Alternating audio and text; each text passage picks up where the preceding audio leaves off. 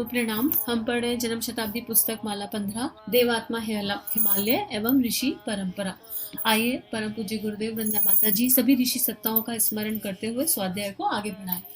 ओम भूर्भुवः स्वः तत्सवितुर्वरेण्यं भर्गो देवस्य धीमहि धियो यो नः प्रचोदयात्।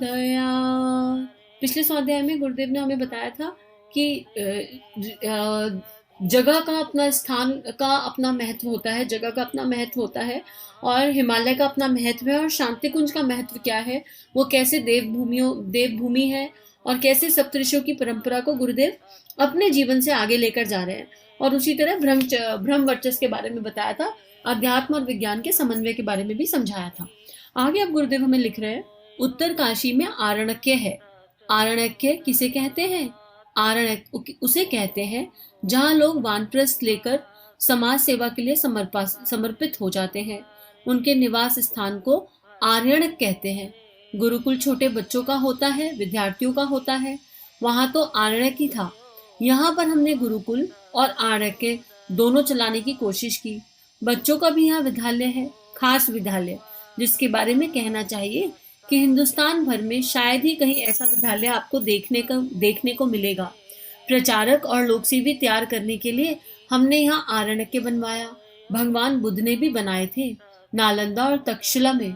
उनमें प्रचारक और कार्यकर्ता तैयार किए जाते थे।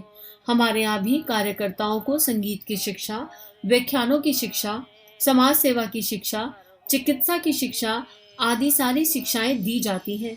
यही जमदग्नि का आश्रम है। नारद जी का नाम तो आपने सुना होगा। वे संगीत के द्वारा ही सारी की सारी भक्ति का प्रचार करते थे और हिंदुस्तान से लेकर सारे विश्व भर में घूमते थे। चाहे जब भगवान के पास जा पहुंचते थे। उनका स्थान कहाँ था? विष्णु प्रयाग में उन्होंने तप किया था। वहां तो हम आपको नहीं ले जा सकते, लेकिन यहाँ पर नारद जी का जो काम था संगीत शिक्षा, वह हमने किया, क्योंकि इस जमाने में लोक शिक्षा के लिए संगीत बेहद आवश्यक है। संगीत के बिना देहाती इलाकों में जहाँ बिना पढ़े लिखे लोग अधिक रहते हैं, उनको प्रशिक्षित करना बड़ा मुश्किल है। हमने उसकी भी यहाँ व्यवस्था बना ली है। अब गुरुदेव शांति कुंज को आगे और का अगला भाग समझा रहे हैं और आगे बता रहे हैं कि वहाँ क्या क्या है। तो भगवान बुद्ध की जो भी जिसमें श्रेष्ठ मिला ना, वो आपको शांति कुंज में मिल जाएगा। और उसको करने में बहुत साधना की शक्ति, तप की शक्ति, कृपा की शक्ति, हजारों लाखों लोगों का पुरुषार्थ लगाए। तो भगवान बुद्ध ने नालंदा और तक्षशिला में जो है गुरुकुल बनवाए, वहां पे विद्या दी लोगों को। यहाँ पर गुरुदेव ने एक ऐसी व्यवस्था बनाई जहाँ परिव्राजक जाकर रह सकते हैं, जो लोग जीवन दान देना चाहते हैं वो भी जाकर रह सकते हैं, और उनके बच्चों की पढ़ाई की व्यवस्था भी है, सही तरीके की पढ़ाई, खाली शिक्षा नहीं, विद्या, ऐसी विद्या जो श्रेष्ठ आचरण को जन्म दे, ऐसी विद्या जो देवत्व का जागरण करे। उसके बाद गुरुदेव ये बता रहे हैं कि और भी अभी हर बच्चे में अपनी एक प्रतिभा होती है, जरूरी नहीं कि हर बच्चा एक ही चीज में आके निकल जाए। तो वहां पे हर तरह की शिक्षा अवेलेबल है। संगीत कितना इंपॉर्टेंट है, तो संगीत की इंपॉर्टेंस गुरुदेव नारद जी के जीवन से समझा रहे हैं। और हमने कभी भी फील किया, अगर हम लो हो जाते हैं और थोड़ा भी कोई अच्छा म्यूजिक हमारे मन मर्जी का, जो जिससे हमारी फ्रिक्वेंसी मैच हो जाए, चल जाए, तो मन को अच्छा लगने लगता है ना। तो वही बात गुरुदेव बता रहे हैं कि नारद जी को हम आपको वहां तो नहीं ले जा सकते नारद लोग, लेकिन आप शांति कुंज में आओगे और उसके संगीत कक्ष में जाओगे तो आपको फील होगा। और अगर किसी ने नहीं सुनी तो आप AWGP पे जाइए और वंदना गीत माला सुनकर देखिए। वंदना गीत माला के आपको 20 भजन मिलेंगे, पार्ट 1 और पार्ट 2 में। जीवन को सार्थक बनाने वाले वंदना गीत माला के भजन है। एक एक भजन आपके हृदय को, आपके अंतःकरण को गहराई से स्पर्श कर सकता है और उसके शब्द ऐसे हैं मानो पूरा जीवन की झांकी चल रही हो, बहुत सुंदर है। तो उनको सुनकर देखिए। कभी आप लो फील कर रहे हो और आप वंदना गीत माला पूरी सुन लेंगे, आप चार्ज अप फील करने लगेंगे। तो यही बात गुरुदेव कह रहे हैं कि हमने यहाँ पे बहुत सारी व्यवस्था बनाई है। आगे गुरुदेव बता रहे हैं, वशिष्ठ जी का नाम तो आपने सुना है। उन्होंने राजनीति और धर्म दोनों को मिलाया था। राजा दशरथ के यहाँ भी रहते थे। धर्म का भी काम करते थे और राजनीति की भी देखभाल करते थे। हमारी भी जिंदगी कुछ इसी तरह की हो गई। 4.25 वर्ष तो जेल खाने में रहना पड़ा। सन 1920 से लेकर सन 1942 तक 22 साल हम दिन रात राजनीति में लगे रहे, समाज को ऊंचा उठाने के लिए और अंग्रेजों को भगाने के लिए, देश की आजादी के लिए हमने जो काम किया, वशिष्ठ भगवान भी यही काम करते थे।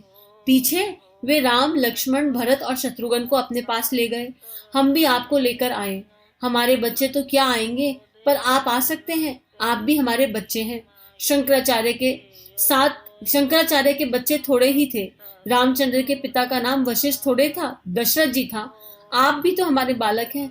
जिस तरह से राम, लक्ष्मण, भरत और शत्रुघ्न चारों भाइयों को लेकर वशिष्ठ जी आ गए थे और उनको यह बतलाया था कि धर्म और राजनीति दोनों का समन्वय कैसे हो सकता है, हम भी आपको यही सिखाने का प्रयत्न कर रहे हैं कि धर्म, राजनीति और विज्ञान और अध्यात्म का सम्मिश्रण, समन्वय कैसे हो सकता है। अब गुरुदेव हमें एक अच्छी जीवन शैली जीने के लिए हमारा आह्वान कर रहे हैं और कह रहे हैं कि आप सोचो, जागृत चेतनाएं अगर राजनीति में चले जाएं, आज की डेट में राजनीति में कौन जाता है? बहुत बहुत कम ऐसा वर्ग राजनीति में जाना चाहता है जो देश समाज के लिए कुछ करना चाहे। नेवी वगैरह ज्वाइन कर लेंगे, आर्मी ऑफिसर्स या पुलिस ऑफिसर्स की बात नहीं, पर प्योर पॉलिटिक्स की अगर बात करें, राजनीति की, तो एक बहुत पढ़ा लिखा वर्ग जिसको विद्या का अर्थ समझ में आता है, जिसको शिक्षा और विद्या का अंतर समझ में आता है, जिसको अध्यात्म समझ में आता है, वो नहीं जाना चाहता राजनीति में। क्यों नहीं जाना चाहता? क्योंकि उनको लगता है वहां पर मैनेज कैसे होगा। बहुत सारे कारण है अपने। तो अब गुरुदेव वही कह रहे हैं कि मैं आपको सिखाऊंगा, जैसे वशिष्ठ जी ने किया। वशिष्ठ परंपरा को आगे ले जाकर मैं आपको बताऊंगा कि कैसे अध्यात्म को मूल में रखकर, धर्म को मूल में रखकर श्रेष्ठ राजनीति करके देश को ऊपर उठाया जा सकता है, कैसे विज्ञान और अध्यात्म का समन्वय हो सकता है। लेकिन हम तैयार हैं जाने के लिए या नहीं? बात यह है, हमसे पूछा जा रहा है। हम जिस भी स्तर पर जाने को तैयार हो जाएं, उसी स्तर पर हमसे काम करा लिया जाएगा। आगे लिख रहे हैं, आदि शंकराचार्य का नाम आपने सुना है ना, जिन्होंने चारों धाम बनवाए। चारों धाम कौन कौन से हैं? रामेश्वरम, द्वारिका, बद्रीनाथ और जगन्नाथपुरी। चारों धाम में 4 मठ उन्होंने स्थापित किए थे। उनका अपना निवास स्थान था ज्योतिर्मठ। ज्योतिर्मठ के पास शहतूत का एक पेड़ था। उसी पेड़ के नीचे उनकी गुफा थी। शहतूत एक फ्रूट होता है, बड़ा मीठा सा, स्वीट सा होता है, और छोटे छोटे उसके पीसेस, जैसे लंबा लंबा होता है बहुत। अगर कुछ लोगों को नहीं पता होगा, बहुत लोगों को नहीं पता होगा शहतूत क्या है, अभी तो हमने भी बचपन में ही देखा था। उसी के नीचे उनकी गुफा थी। वे वहीं रहते थे, वहीं उनने अपने ग्रंथ लिखे और वहीं तप किया, और वहीं जो कुछ भी काम कर सकते थे किए। चारों धाम बनाने का वे योजनाएं उन्होंने बनाई थी। मानदाता को कहकर वह अपना काम उन्होंने वहीं से कराया था। हम भी यहीं से बैठकर गायत्री के 2400 धाम बनवाए। इसके अलावा भी 2400 और छोटे छोटे धाम हैं। शंकर जी का एक ही धाम है रामेश्वरम, और जगन्नाथ जी का एक ही धाम है बद्रीनाथ धाम, लेकिन गायत्री के हमने 2400 धाम बनवाए। आपने पिपलाद ऋषि का नाम सुना? अब यहाँ पर पहले गुरुदेव अगली शंकराचार्य परंपरा को उन्होंने कैसे आगे बढ़ाया। गुरुदेव ने 24 लाख के 24 अनुष्ठान किए हैं। कोई कर नहीं सकता है इतना इतना कठोर तपस्या में जीवन जिया है। 6 घंटे रोज गायत्री का जप करना, 3200 किताबों का, सारे वेदों उपनिषदों का ट्रांसलेशन करना, और हम पढ़ ही रहे हैं कि ऋषि परंपरा को उन्होंने कैसे आगे बढ़ाया। और उसके अलावा ना कुछ खाना ना पीना, इन सबको करते हुए कोई ऊर्जा की आवश्यकता उन्हें बाहर से नहीं पड़ी कि वो भोजन के माध्यम से ऊर्जा ग्रहण कर रहे हो। तो यही गुरुदेव कह रहे हैं कि सबके एक एक दो दो धाम थे, लेकिन हम इस परंपरा को इस लेवल पर आगे ले गए कि गायत्री के 2400 धाम बने। क्यों बने ये 2400 धाम? कि अगर हम लोग नहीं जा सकते शांति कुंज, तो कम से कम हमको शांति कुंज की रूपरेखा, उसकी इंफॉर्मेशन कहीं से मिल जाए कि क्या क्या श्रेष्ठ कार्य करे जा रहे हैं, और हम कौन सी ऋषि परंपरा में आगे बढ़ना चाहते हैं। हम सब ऋषियों की संतान तो हैं। ये जो लास्ट नेम होते थे, कश्यप है, भारद्वाज है, ये सब जो लास्ट नेम है, ये ऋषियों के पड़े हुए हैं। तो जितने भी सप्त ऋषि हुए हैं, हम सबके लास्ट नेम कहीं ना कहीं वो ऋषि परंपरा से आ रहे हैं। तो हम सबके भीतर ऋषियों के गुण हैं समाये हुए। हम कौन से ऋषि की परंपरा को आगे लेके जाना चाहते हैं, उसके लिए बस गुरुदेव को फॉलो करते जाएं, गुरु शक्ति को, गुरु तत्व को फॉलो करते जाएं। अगर आपके जीवन में गुरु है, चाहे वो किसी भी स्वरूप में, अपने गुरु की बात मानना, उसको जीवन में उतारना, बस यही एक सत्य है, क्योंकि गुरु वाक्य ब्रह्म वाक्य है। आगे गुरुदेव लिख रहे हैं, आप पहले धाम की बात समझाई, उसके बाद पिपलाद मुदी की बात कर रहे हैं। वह भी यहीं रहते थे, हिमालय पर लक्ष्मण झूले के पास। पीपल के फल खाकर ही उन्होंने जिंदगी काट दी थी, क्योंकि वे जानते थे जैसा खाए अन्न वैसा बने मन। यदि हम अपने मन को अच्छा बनाने की फिक्र में हैं, तो सबसे पहले शुरुआत अच्छे खाने से करनी चाहिए, अच्छे अन्न से करनी चाहिए। अच्छे अन्न का मतलब होता है बेईमानी से कमाया हुआ अन्न ना हो, बिना हराम का, जो अपने खून पसीने से कमाया हो, उसी को खाकर रहना चाहिए। पीपल के पेड़ इन दिनों ज्यादा थे, उनके फल भी ज्यादा बहुत होते होंगे। तोड़ ताड़ कर उन्हें साल भर के लिए रख लेते होंगे और उसे ही खाते रहे होंगे। हमारे बिहार ऐसा ही रहा। आपको मालूम है ना, जौ के ऊपर हमने कितने दिन तक जीवन जिया। आप भी ठीक इसी तरह से ठीक तरह से अन्न नहीं खाते। अभी भी ठीक तरह से हम अन्न नहीं खाते। सूत और अब ये गुरुदेव पहले यहाँ पर हमें क्या समझा रहे हैं वो समझ जाए। जैसा अन्न वैसा मन। एक छोटा बच्चा जब पैदा होता है ना और फिर धीरे धीरे बड़ा होता है तो अन्न की शक्ति से बड़ा होता है। आप इमेजिन करो एक न्यूबॉर्न बच्चा, उसको ना दूध दो, ना खाना दो, ना पानी दो, तो क्या ग्रोथ करेगा? नहीं ग्रोथ करेगा ना। ग्रोथ करने के लिए प्रॉपर अन्न की आवश्यकता है। और फिर अन्न में संस्कार होता है हमारे यहाँ बच्चों का पूरा प्रॉपर। और उसके बाद वो क्यों होता है कि बच्चा श्रेष्ठ खाना खाए, सात्विक खाना खाए।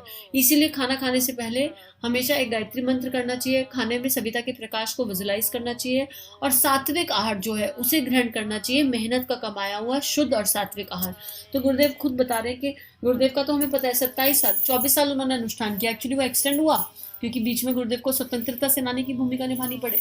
तो इस 27 साल गुरुदेव ने क्या खाया? गाय को खाना खिलाते थे। उसके जो गोबर से जो जौ निकलता था उसको बीन के जो रोटी बनती थी एक छोटी सी, उस पर निर्वाह किया। ना नमक ना मीठा। ऐसा जीवन उसका हम 1% भी जी सके तो हम केवल इतना ही नियम निभा लें अपने जीवन में कि हम बिना कड़ी भूख लगे कुछ नहीं खाएंगे। हम जब खाएंगे तो ओवर ईटिंग नहीं करेंगे। हमारे पेट में पानी, हम पानी पूरी तरीके से पिएंगे जितनी आवश्यकता है। अगर हम इतना भी अपने जीवन में कर लें तो हम पिपलाद ऋषि की परंपरा को आगे बढ़ा सकते हैं। क्योंकि जब हम अन्न शुद्ध खाएंगे तो हमारा मन अपने आप शुद्ध होगा और शुद्ध मन की संकल्प शक्ति अपने आप ज्यादा होती है और उस श्रेष्ठ संकल्प शक्ति से श्रेष्ठ कर्म अपने आप बनने लगेंगे। तो इसलिए अन्न कोश की शुद्धि को बहुत इंपॉर्टेंट बताया गया। और इसीलिए अनुष्ठान की, चंद्रायन होता है साल में 2 बार, अनुष्ठान होते हैं, साधना होते हैं, उन सब में आहार की बात की गई है। इसीलिए आहार बहुत इंपॉर्टेंट है। तो आइए आज का स्वाध्याय यही समाप्त करते हैं। हम सभी का जीवन गुरु तत्व के सूक्ष्म संरक्षण में मंगलमय है। हमारे YouTube चैनल को सब्सक्राइब कीजिए और बेल आइकन पर क्लिक कीजिए ताकि आने वाली सभी वीडियो की नोटिफिकेशन आपको मिलती रहे। आप सभी को बहुत बहुत थैंक यू।